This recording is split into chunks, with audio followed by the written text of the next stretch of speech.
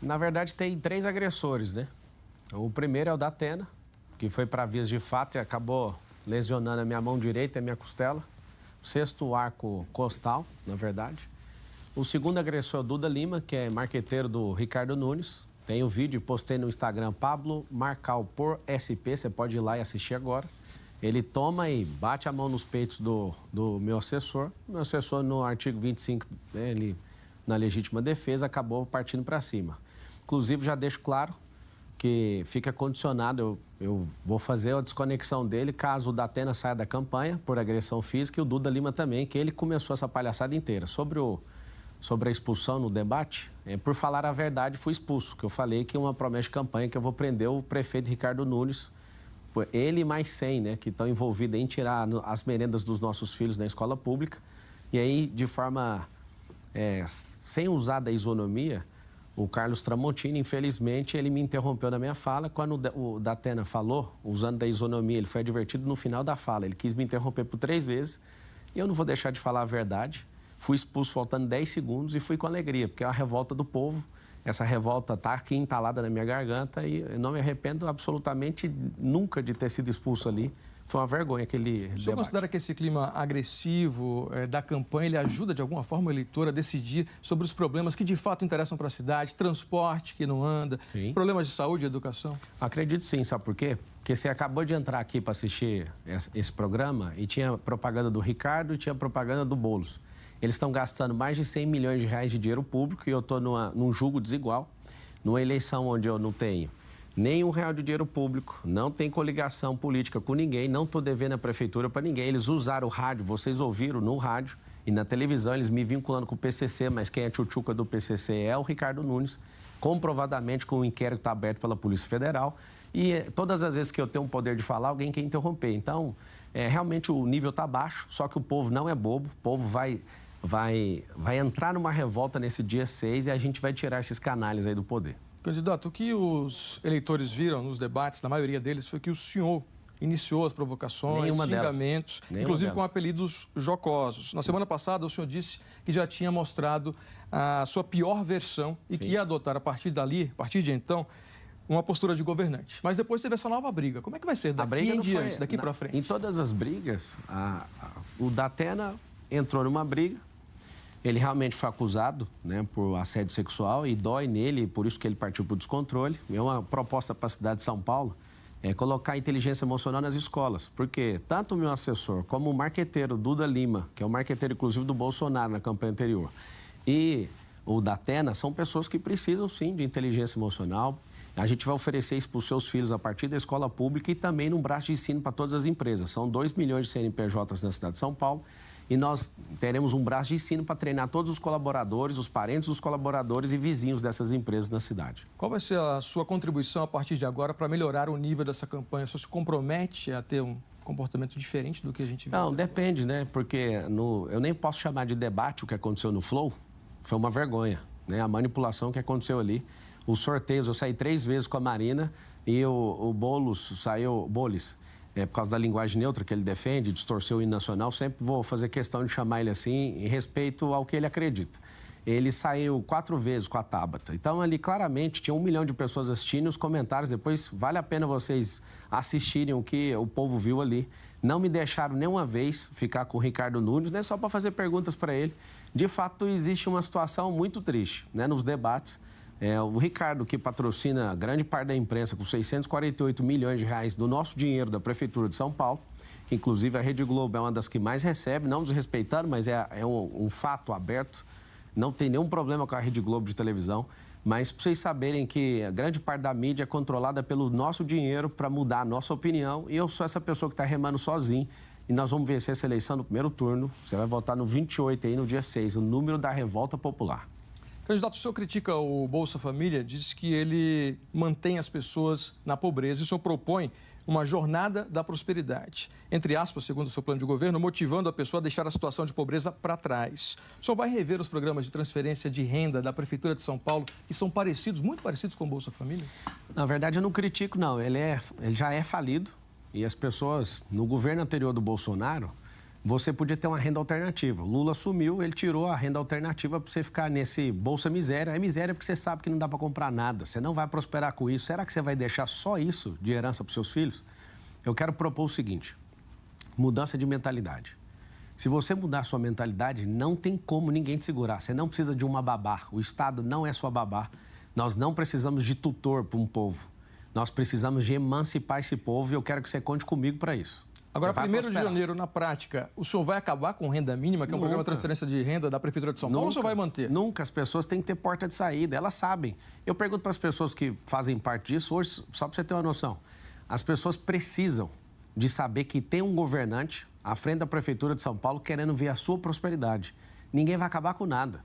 Nós iremos fazer você ser promovido. Então, todo programa social tem que ter porta de entrada e porta de saída. Porque você quer ter seu carro melhor, você quer fazer uma viagem melhor, você quer comer melhor, você quer vestir melhor. E, para isso, você vai ter que mudar sua mentalidade e nós vamos te apoiar. Então, você vai manter o renda mínima, mesmo criticando o Bolsa Família? Qual é a diferença? Não é criticando, não. É falando a verdade. Isso não é crítica. Mas qual a diferença entre os dois programas se você vai manter o programa? O programa é muito simples. Você que precisa, fique em paz, você vai ter. Às vezes a pessoa não vai querer mudar a mentalidade, então ela vai ficar ali e vai receber isso. Isso não é um problema nenhum para a Prefeitura de São Paulo. Ano que vem a gente vai ter um recorde de arrecadação, né, de orçamento, na verdade. O PIB é quase 1 trilhão da cidade de São Paulo, mas o orçamento é 120 bilhões. Não vai faltar dinheiro para quem não quiser mudar a mentalidade. Então, o Bolsa Família Municipal, que chama renda mínima, você vai manter? Não vai mudar. Tudo que o povo tem de benefício não vai ser mudado. Isso é um direito adquirido. Eu, jurista, posso falar para você. Eu não fiquei na academia de direito à toa. Nós vamos revisar os contratos, né, da prefeitura, mas tem um princípio chamado pacta sunt servanda, no latim, que significa que os pactos têm que ser cumpridos. Vamos revisar, porque tem muita coisa que precisa ser revisada, mas todo o benefício que o povo tem vai ser mantido. A gente não precisa tirar benefício do povo. Qual vai ser a porta de saída desses programas sociais, então, a própria pessoa prosperando nela mesma. Eventualmente o senhor assuma a prefeitura? A própria pessoa prosperando, ela mesma vai deixar isso, porque se o programa não deixa ela ter uma renda alternativa, nós vamos ensinar você a ter uma renda alternativa. Quando você tem a sua renda alternativa, você vai ter que deixar, porque o programa não deixa você ter uma renda alternativa. Queria falar agora sobre um problema que é levado em consideração como um dos principais dos moradores de São Paulo, né, segundo as pesquisas, que é a segurança. O senhor já falou que vai investir na GCM, na Guarda Civil Metropolitana, e também na Operação Delegada. A gente sabe que o roubo, muitas vezes, é só a ponta do crime organizado. Mas para o prefeito combater esse crime, ele precisa da ajuda da Polícia Civil, da Polícia Militar, que estão no guarda-chuva do governo do Estado. Como é que o senhor vai conversar, né, pretende trabalhar com o Tarcísio de Freitas depois dos ataques que o senhor fez ao governador? Qual ataque?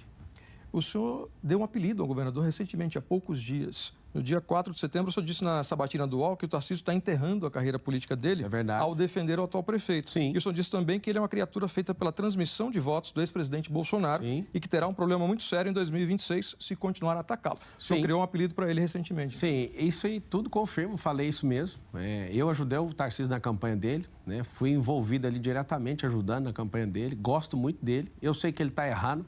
Porque se ele quer defender o prefeito, que ele defenda o prefeito sem me atacar. Eu fui no Palácio, fiz um combinado com ele de não atacá-lo, desde que ele não toque no meu nome. E algumas vezes ele acaba ali deslizando, me atacando, e ele sabe o respeito que eu tenho, e quando, né, terminar essa eleição, ele já sabe que vai ter um grande companheiro para tocar as obras dessa cidade. Tem um respeito muito grande por você, Tarcísio. Agora, não enterre sua carreira, né? É muito ruim. As pessoas estão indo, né, no seu Instagram, a sua equipe está bloqueando os comentários. Não faça isso, é um republicano. Eu acredito que a gente vai fazer um trabalho brilhante aqui, a dupla Marçal e Tarcísio em 2025. Vamos tocar muita obra para o povo de São Paulo. O eleitor não fica confuso, candidato, com esse morde e assopra nessa sua relação com o governador? Nenhuma, essa é a verdade. Eu assumi o que eu falo e falo de novo. Respeito e gosto muito do Tarcísio. Ele não é um cara apaixonado igual eu, né, pelo povo, mas ele é um cara que destravou muitas obras na cidade de São Paulo. Eu respeito muito isso. Agora, a gente não precisa criar animosidade com alguém, sendo que você respeita esse alguém. Mas você se arrepende desses apelidos que o senhor tem dado? Não, nenhum. Eu falei que o apelido é provisório mesmo. É um apelido provisório que é para eleição, já que ele está me atacando, e depois vai ter que pedir desculpa também por tudo que ele falou a meu respeito. Gosto muito de você, Tarcísio. Você sabe que eu sou homem para assumir tudo que eu falo, e te peço para manter esse combinado de não tocar no meu nome. Faça aí a ressurreição diária que você está com no velório, né, do Ricardo Nunes, que você tenta ressuscitar ele todo dia. Ele não vai levar essa eleição, fica tranquilo. Quem for eleito prefeito da maior cidade do país vai precisar dialogar com o governo federal para questões de grandes investimentos, como projetos de mobilidade, infraestrutura, habitação. O senhor pretende procurar o presidente Lula? Vai ter 208 chamadas no celular dele, né, da minha ligação. Vou ligar, vou envolver. Eu sou um republicano, então não existe essa intolerância. Na questão da eleição... Com o presidente Lula também os ataques têm período temporário para durar? Não, até o final do ano, se o senhor foi eleito? Em 2022, fiz duros ataques contra ele. Depois você pode olhar no meu histórico de rede social, eu não me levanto mais. Passou a eleição. Eleição é um tempo de guerra. Acabou a eleição, tem que ir para o tempo de paz. Esses candidatos usam o tempo que eles têm, né, para me vincular com o PCC. Eu nem sei quem é esse povo, para você ter uma noção. Mas usaram aí o rádio, você ouviu bastante, usando dinheiro público para fazer propaganda enganosa. Inclusive, não vote em candidatos que usam dinheiro público. Mais de 120 milhões. O Boulos é o que mais recebeu dinheiro. Inclusive, tem alguém querendo combater a fome, que é o presidente Lula, mas colocou 30 milhões aí para a campanha do Boulos. Ou seja, gente passando fome, a gente triturando 100 milhões de reais para fazer propaganda enganosa. Acabou o período eleitoral, a gente acaba a guerra. A eleição é uma guerra. E quem for mais firme e mais resistente vence essa eleição. Precisa ser guerra mesmo? O foco não deveria ser discussão de propostas para esses problemas que a população enfrenta todo dia, Você sabe quantos candidatos Fila para a saúde. Você sabe quantos candidatos são? São muitos candidatos aqui em São Paulo. São 5 que estão competitivos. Pois é, não, são 10. Só que 9, né? Porque tiraram o Haddad do DC. E é o seguinte... Você quer ficar realmente ouvindo proposta de 9 candidatos ou você quer saber se eles aguentam o tranco? Se eles são verdadeiros, se eles são resistentes, se eles são resilientes, se eles têm presença de comando, se essa pessoa tem espírito de liderança, se a pessoa pagou quantos milhões em impostos, se essa pessoa é geradora de renda, se essa pessoa muda a mentalidade. Você está vendo a versão pior de cada um e está vendo também a versão boa de cada um e você vai escolher de acordo com a pessoa, porque papel mostra tudo. Mas é uma guerra que mostra isso ou é o posto de saúde, a proposta para a escola, para o asfalto, para o saneamento, enfim, para problemas reais que a população está enfrentando? Sim, são 12 milhões de pessoas. Pega 800 especialistas. Esse nível a gente não viu nas últimas campanhas aqui em São Paulo, na Prefeitura de São Paulo, 4 anos atrás. Legal. Uma coisa inédita. E é por isso que a proposta que foi aprovada, que é a do Bruno Covas, não foi concluída quase nada. Menos de 15% do programa que foi proposto. Não tinha baixaria, não tinha ninguém falando a verdade, e a prova disso é que não foi concluído quase nada do programa. Ou seja, você quer ouvir proposta ou você quer saber se o candidato que você está votando aguenta o tranco? É agredido em rede nacional e não revida. Tem inteligência emocional para apanhar e segurar firme e falar, eu estou por você. Eu fiz um compromisso com um garoto lá do Jardim Rosana, o Theo, esse relógio ele me deu, lá na feira do Jardim Rosana, ali no Campo Limpo, na Zona Sul. Eu falei que esse governo seria das crianças e dos mais pobres. E eu quero te falar, Theo, você vai estar comigo no dia da eleição e você vai estar comigo no dia da posse, que eu fiz esse compromisso e nós vamos mudar essa cidade. Candidato, o senhor tem falado em enxugar a máquina pública, né? Essa é uma das suas bandeiras, tornando a prefeitura mais eficiente. Mas, ao mesmo tempo, o senhor quer triplicar o número de subprefeituras de 32 atualmente para 96. Como é que é possível enxugar a máquina pública, triplicando o número de subprefeituras? Você pega uma subprefeitura que tem 7 prédios, você já reduz para um prédio, você imagina. Tem subprefeitura que você tem que tirar um dia seu de trabalho para ficar indo em vários prédios. Vou fazer o cadastro aqui, eu vou para ali. Ou seja, a gente precisa de um. Por que 96? São 472 bairros na cidade de São Paulo, 1.000 favelas e tem 96 distritos. Ter uma subprefeitura em cada distrito. Para quê? Para você, nessa capilarização, ter acesso à prefeitura. Todos os marqueteiros que ganham milhões agora na eleição, o que eles estão fazendo? Eles tratam você como patrão só no dia 6. Depois você fica esquecido. Eu quero tratar você como um cliente daqueles que eu sou nos grandes bancos aqui de São Paulo. Eu sou o cliente que todo mundo, eu nem preciso ir no banco, eu só preciso mandar uma mensagem para o gerente.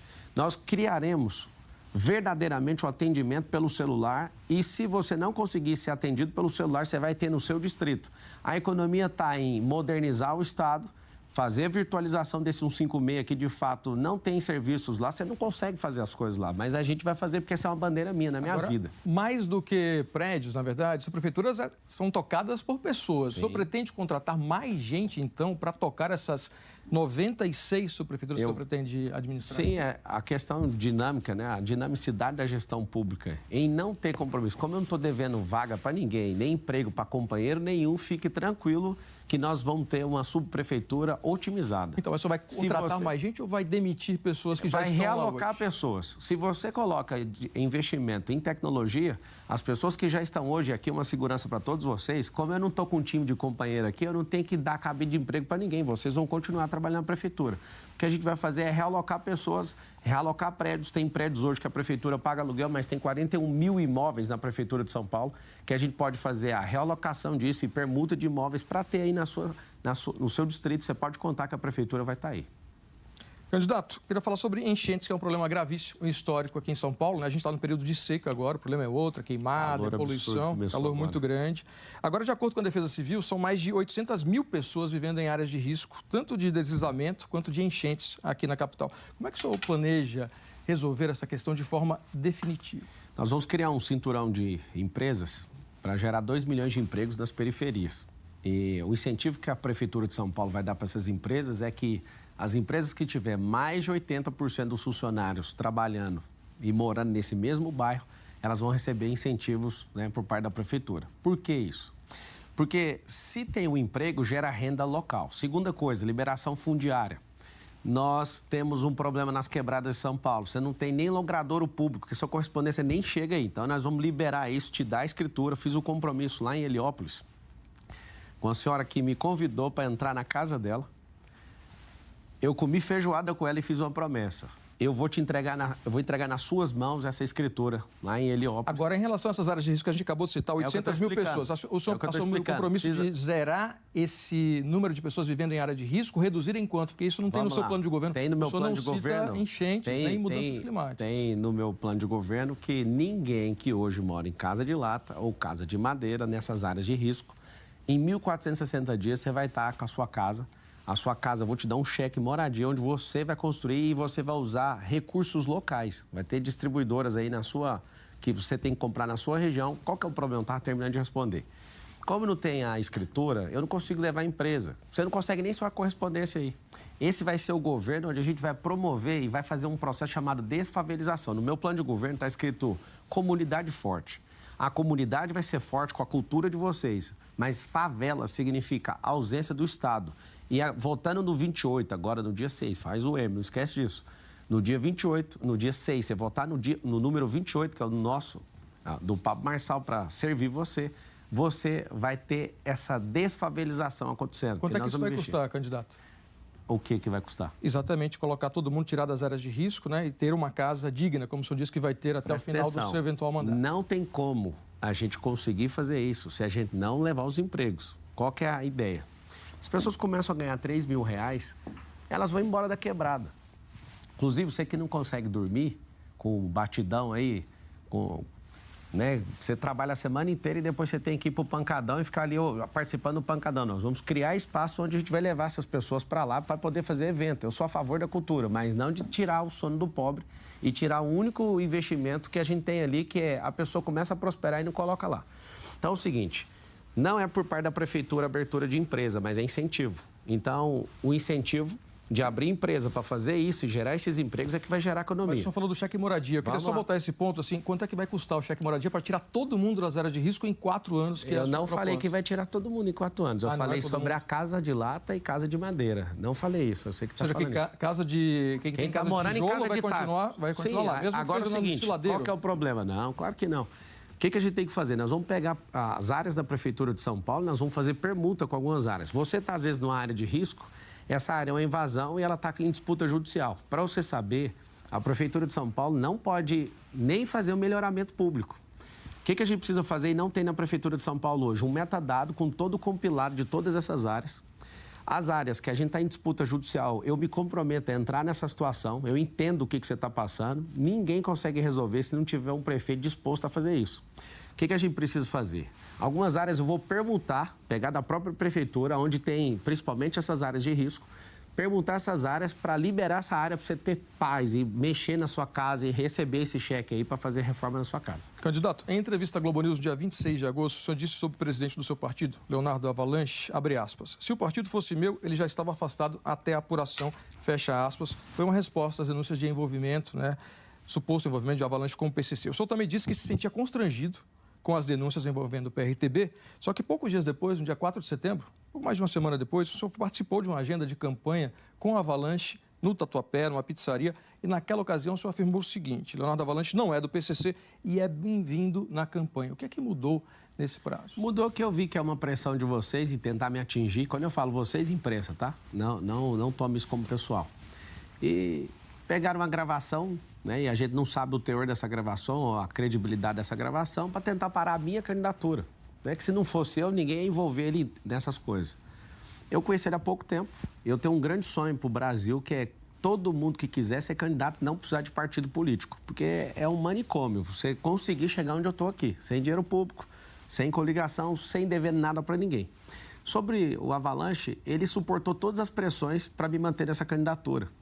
Então, aqui, meu extremo respeito a ele. Se ele realmente faz parte de qualquer coisa ou cometeu qualquer crime, que pague, eu seria o primeiro a publicar e falar parabéns pela justiça que foi feita. Agora, numa campanha eleitoral que ninguém respeita ninguém e quer destruir todo mundo que está em volta, eu percebi esse jogo, ainda bem que eu percebi esse jogo a tempo. Não faz sentido nenhum criar ilações contra as pessoas no meio de uma campanha eleitoral. Tudo bem, se tiver devendo, que pague. Avalanche, se tiver devendo, que você seja preso. E se não tiver devendo, que os mesmos instrumentos que te acusaram te dê espaço para você se defender. Qual é a sua relação com o Avalanche hoje? Ele pode ocupar um cargo no seu governo, eventualmente? Zero. Inclusive, nem consultei ele. Nem consultei ele sobre os secretários que eu já divulguei. O Sintra, né, que é um dos caras mais poderosos e mais respeitados de São Paulo e do Brasil. Por que o senhor não quer o Avalanche ser o presidente do seu partido? É porque eu não estou devendo cargo para ele. O meu combinado com ele foi eu que mando na prefeitura. Não vou dever ela para ninguém, nem para partido. Isso aí já é nítido. Vamos falar sobre outra questão aqui importantíssima, que é saúde, né? A fila de exames é muito grande. O senhor já disse que consegue zerar essa fila aí de espera por exames na capital em 18 semanas, inclusive com a contratação de serviços em hospitais particulares. É uma meta ambiciosa, mas que a gente já viu.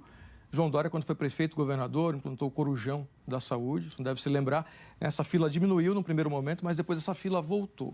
Qual seria a solução definitiva que o senhor apresenta para quem espera, né, dias e meses por um exame, por uma consulta e por uma cirurgia, por exemplo, aqui em São Paulo? Eu coloquei 18 semanas, mas já fizeram em 90 dias. E, de fato, voltou porque a política pública foi adotada e não teve continuidade.